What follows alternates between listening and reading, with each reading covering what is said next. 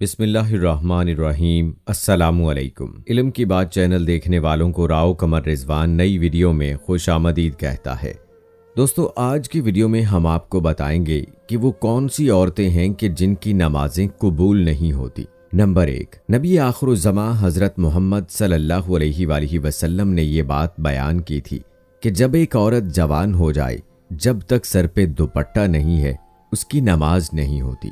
اور آپ صلی اللہ علیہ وآلہ وسلم نے یہ بھی فرمایا، جو اپنے بالوں کو نہیں ڈھانپتی اس کی نماز قبول نہیں ہوتی۔ نبی کریم صلی اللہ علیہ وآلہ وسلم نے فرمایا، بالغہ عورت کی نماز سر ڈھانپے بغیر قبول نہیں ہوتی۔ اس حدیث میں نماز کے دوران عورت کے لیے اپنے سر کو ڈھانپنے کا حکم ہے، چنانچہ اگر عورت دوران نماز سر کو نہیں ڈھانپتی تو اس کی نماز نہیں ہوتی۔ نمبر 2، رسول اللہ صلی اللہ علیہ وآلہ وسلم نے یہ بھی فرما دیا، اگر کوئی عورت مسجد میں جاتی ہے عطر اور خوشبو لگا کر، جب تک وہ غسل نہیں کر لیتی اس کی نماز قبول نہیں ہوتی۔ حدیث پاک کے الفاظ ہیں، اے عورتوں کی جماعت، تم میں سے کوئی مسجد جانا چاہے تو خوشبو لگا کر نہ جائے جب تک یہ غسل نہیں کر لیتی، یہ نماز اور یہ عبادت قابل قبول نہیں۔ فجر کی نماز عورتوں کے لیے اول وقت میں پڑھنا افضل ہے، جبکہ دوسری نمازیں مسجد میں جماعت ہو جانے کے بعد پڑھنا افضل ہے۔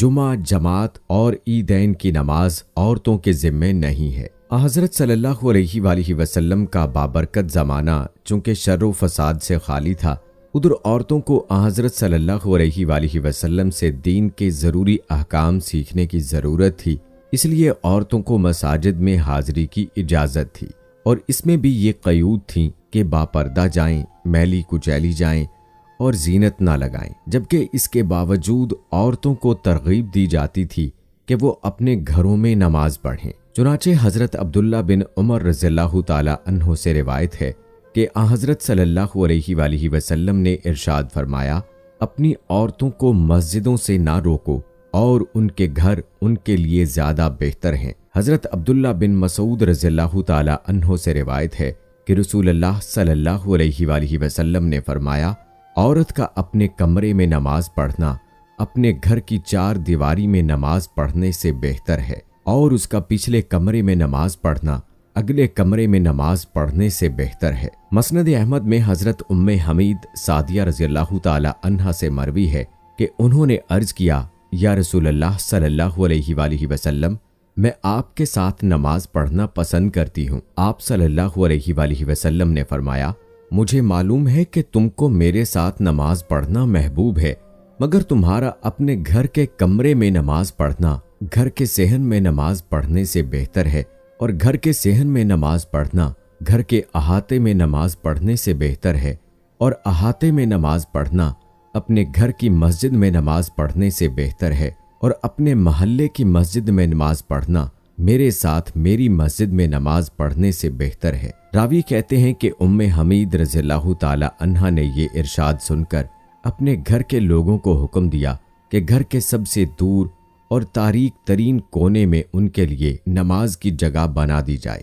چنانچہ ان کی ہدایت کے مطابق جگہ بنا دی گئی، وہ اسی جگہ نماز پڑھا کرتی تھیں، یہاں تک کہ خالق حقیقی سے جا ملی۔ یہ تو حضرت صلی اللہ علیہ وآلہ وسلم کے دور سعادت کی بات تھی، لیکن بعد میں جب عورتوں نے ان قیود میں کوتاہی شروع کر دی جن کے ساتھ ان کو مساجد میں جانے کی اجازت دی گئی تھی، تو فقہائے امت نے ان کے مساجد میں جانے کو مکروہ قرار دیا۔ ام المومنین حضرت عائشہ صدیقہ رضی اللہ تعالی عنہا کا ارشاد ہے، عورتوں نے جو نئی روش اختیار کر لی ہے، اگر رسول اللہ صلی اللہ علیہ وآلہ وسلم اس کو دیکھ لیتے تو عورتوں کو مسجد جانے سے روک دیتے، جس طرح بنی اسرائیل کی عورتوں کو روک دیا گیا تھا۔ ام المومنین حضرت عائشہ رضی اللہ تعالی عنہا کا ارشاد ہے، ان کے زمانے کی عورتوں کے بارے میں ہے، اسی سے اندازہ کیا جا سکتا ہے کہ ہمارے زمانے کی عورتوں کا کیا حال ہوگا۔ حاصل کلام یہ ہے کہ شریعت نہیں بدلی، اور حضرت صلی اللہ علیہ وآلہ وسلم کے بعد کسی کو شریعت کے بدلنے کا اختیار نہیں، لیکن جن قیود و شرائط کو ملحوظ خاطر رکھتے ہوئے حضرت صلی اللہ علیہ وآلہ وسلم نے عورتوں کو مساجد میں جانے کی اجازت دی، جب عورتوں نے ان حدود و شرائط کو مد نظر نہیں رکھا تو اجازت بھی باقی نہیں رہے گی۔ इस बिना पर फुक़हाए उम्मत ने, जो दर हकीकत हुक्माए उम्मत हैं, औरतों की मसाजिद में हाज़िरी को मकरूह करार दिया। गोया ये चीज़ अपनी असल के एतबार से जायज़ है, मगर किसी आर्ज़े की वजह से ममनू हो गई है। और इसकी मिसाल ऐसी है कि वबा के ज़माने में कोई तबीब हलाल जानवर का गोश्त खाने से मना कर दे। अब इसके ये मानी नहीं कि उसने शरीयत के हलाल व हराम को तब्दील कर दिया, बल्कि इसका मतलब ये है कि एक चीज़ जो जायज़ व हलाल है वो एक ख़ास मौसम और माहौल के लिहाज से मुज़रे सेहत है, इसलिए इससे मना किया जाता है। नंबर 3, खाविंद की नाफरमानी करने वाली औरत की नमाज भी कबूल नहीं होती। हदीस पाक के अल्फाज हैं, 3 ऐसे लोग हैं उनकी नमाज कबूल होना तो दूर की बात, कानों से ऊपर भी नहीं जाती। पहला, जो गुलाम मालिक की इजाज़त के बगैर दौड़ गया। अगर वो जाकर तहज्जुद भी पढ़ेगा लेकिन उसकी कोई भी नमाज या इबादत कबूल नहीं होगी। ऐसी औरत जो अपने खाविंद को नाराज करके रात गुजारती है, उसकी भी नमाज कबूल नहीं की जाती। तीसरा, ऐसा इंसान जो लोगों को नमाज तो पढ़ाता है लेकिन लोग उसकी इमामत पर खुश नहीं है, पसंद नहीं करते। शर्त यह है कि कोई शरई सबब हो, वैसे मिजाज की बात ना हो। ऐसा इंसान कि अगर किसी सबब की वजह से लोग उसे पसंद नहीं करते तो ऐसे इंसान की नमाज भी कबूल नहीं होती।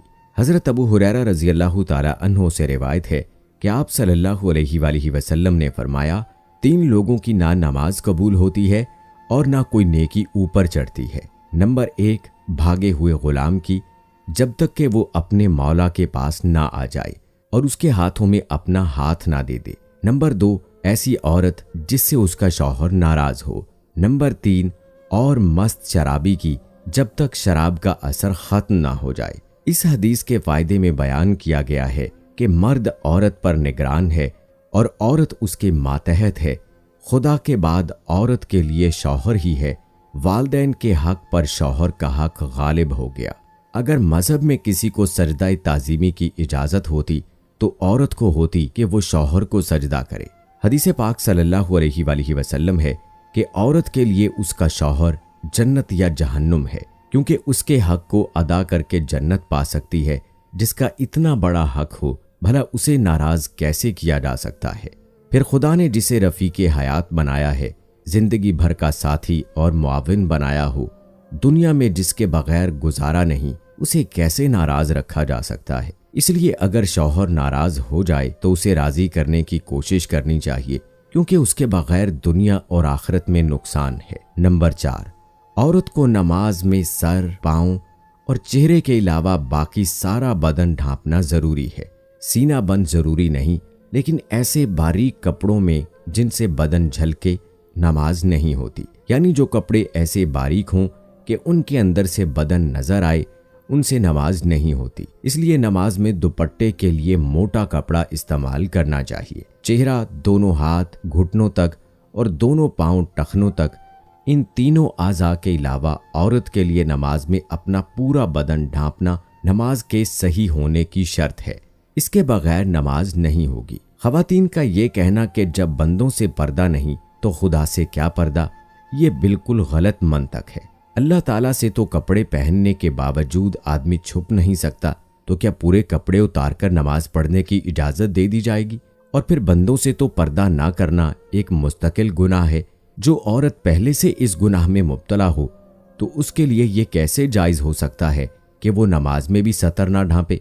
गर्ज ये कि औरतों का ये दावा शैतान ने उनकी नमाजें गारत करने के लिए ईजाद किया है। नंबर 5, नमाज के दौरान अगर किसी औरत का सर खुल जाए और 3 बार सुबहान अल्लाह कहने जितनी देर तक खुला रहे तो नमाज टूट जाएगी, और अगर सर खुलते ही फौरन ढक लिया तो नमाज हो जाएगी। नंबर 6, नफल नमाज बैठकर पढ़ने की इजाज़त दी गई है, लेकिन इस तरह बैठकर पढ़ने से आधा सवाब मिलता है, जबकि फ़र्ज नमाज बैठकर नहीं होती, क्योंकि क़याम नमाज का रुकन है, मर्दों के लिए भी और औरतों के लिए भी। और असूल ये है कि नमाज का कोई रुकन फौत हो जाए तो नमाज नहीं होती। लिहाजा जो औरतें फ़र्ज नमाज बगैर किसी मजबूरी के बैठकर पढ़ती हैं, उनकी नमाज नहीं होती। इसी तरह जिस्म का सही तरीके से ढांकना भी एक ज़रूरी शर्त है। पांचों तक हाथ खुले हों तो कोई मज़ायका नहीं, लेकिन सीने पर ओढ़नी होनी चाहिए। सजदे में दुपट्टा नीचे आ जाए तब भी नमाज हो जाती है। नंबर 7, औरतों का जमा होकर नफल नमाज बाजमात अदा करना बदतरीन बिदअत है और मुतअद्दिद गलतियों का मजमुआ है, जिसकी वजह से वो सख्त गुनाहगार होती हैं। नंबर 8, नेल पॉलिश और आधी आस्तीन वाली औरतों की तो इनफरादी नमाज भी कबूल नहीं होती। अल्लाह अज़्ज़ा वजल से दुआ है कि हमें दीन को सही तरीके से समझने और उस पर अमल करने की तौफीक अता फरमाए और हमारा खात्मा ईमान पर नसीब फरमाए। आमीन या रब्बुल आलमीन।